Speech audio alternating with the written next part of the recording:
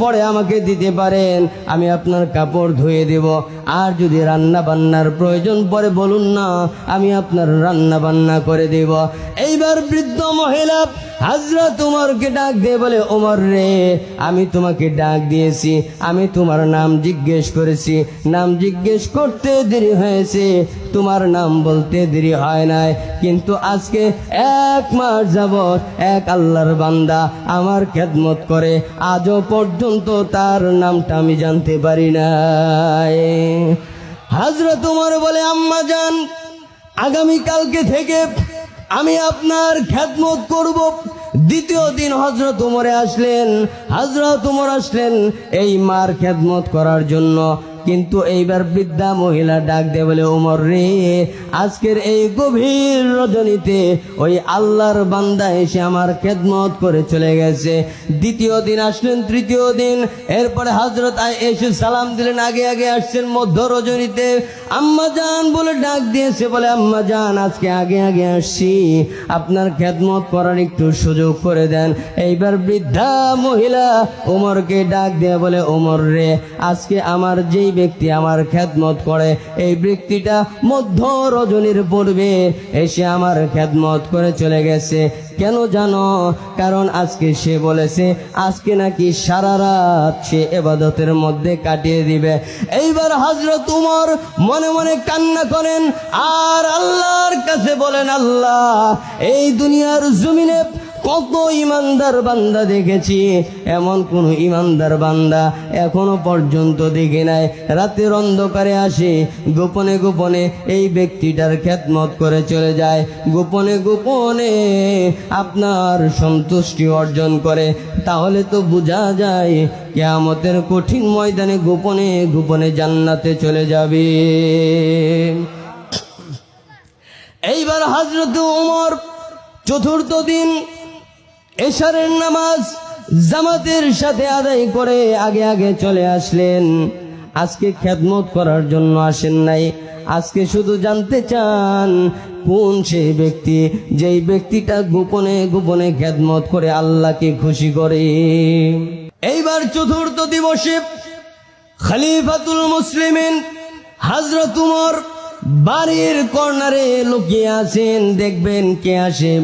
কিছুক্ষণ পরে দেখলেন একজন ব্যক্তি চাদর মুড়ি দিয়া ওই বৃদ্ধা মহিলার বাড়ির ভিতরে ঢুকেছে, ঘরের ভিতরে ঢুকেছে। এই বৃদ্ধা মহিলার খেদমত করে আবার চলে যাচ্ছে। খলিফাতুল মুসলিমিন হযরত ওমর দেখলেন কে যেন চাদর মুড়ি দিয়া এই বৃদ্ধা মহিলার ঘরের ভিতরে প্রবেশ করেছে, আবার গোপনে গোপনে আল্লাহকে খুশি করে গোপনেই চলে যাচ্ছে। এইবার হযরত ওমর দূর থেকে সালাম দিলেন আর বললেন, ভাই তুমি কে? গোপনে গোপনে আসো, গোপনে গোপনে রাতের অন্ধকারে আল্লাহর বান্দির খেদমত করে চলে যাও, তোমার পরিচয়টা কি আমি জানতে পারি? সালাম দিয়েছে, সালামের জবাব দিতে দেরি হয়েছে। হযরত ওমর বলে, আবু বকর রে, আমি মনে মনে ভেবেছিলাম এই ব্যক্তিটা আর কেউ হতে পারবে না। রাতের অন্ধকারে বৃদ্ধা মহিলার খেদমত করে এটা সাধারণ কোনো ব্যক্তি হতে পারে না, এটা তো সেই ব্যক্তি যেই ব্যক্তিটা উম্মতে মুহাম্মাদের মধ্যে সর্বপ্রথম আল্লাহর তৈরি জান্নাতে প্রবেশ করবে। বলেন সুবহানাল্লাহ।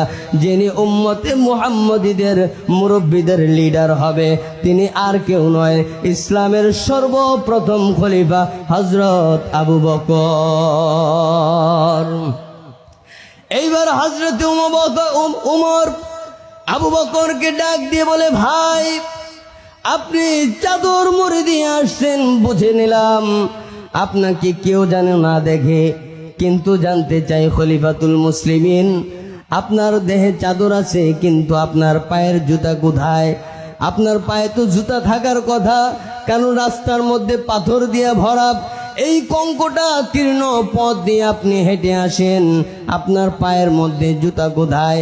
এইবার হযরত আবু বকর ডাক দিয়ে বলে, ওমর রে, আল্লাহ রব্বুল আলামিন আমাকে মুসলমানদের খলিফা বানিয়েছেন, আল্লাহ রব্বুল আলামিন আমাকে ইসলামী স্টেটের খলিফা বানিয়েছেন, মদিনা স্টেটের খলিফা আমি হয়েছি। রাতের অন্ধকারে হাজার হাজার মানুষ ঘুমিয়ে থাকে, আমি খলিফা হয়েছি এই শক্তি খাটিয়ে, এই ক্ষমতার বলে। আমি যদি রাতের অন্ধকারে খরম পায়ে দিয়ে হাঁটি, এই কারণে যদি কোনো ইমানদারের ঘুম ভেঙে যায়, আর এই কারণে যদি তাহাজ্জুদের সময় উঠতে না পারে, তাহলে তো মনে হয় এই মানুষগুলা কিয়ামতের কঠিন ময়দানে আল্লাহর কাঠগড়ায় বিচার দায়ের করবে। আর সেই কিয়ামতের কঠিন ময়দানে আল্লাহ রাব্বুল আলামিন যদি আমাকে কাঠগড়ার মধ্যে দাঁড় করিয়ে দেন, ওমর রে, বলো না আমি আবু বকরের কি যোগ্যতা আছে আল্লাহর কাঠগড়ায় দাঁড়িয়ে আল্লাহর প্রশ্নের জবাব দিব? চিল্লা বলেন সুবহানাল্লাহ। আল্লাহর কাঠগড়ায় দাঁড়িয়ে জবাব দিব, এ কোনো যোগ্যতা আমার আছে কি উমর, বলো? এবার হযরত উমর বলে, আমি হযরত আবু বকরের কাছ থেকে তাকওয়া শিখেছি। বলেন না সুবহানাল্লাহ। আবু বকরের কাছ থেকে তাকওয়া শিখে জবাব দিই তার ভয়। ইন্নামাল মুমিনুনা আল্লাযীনা ইযা যুকিরা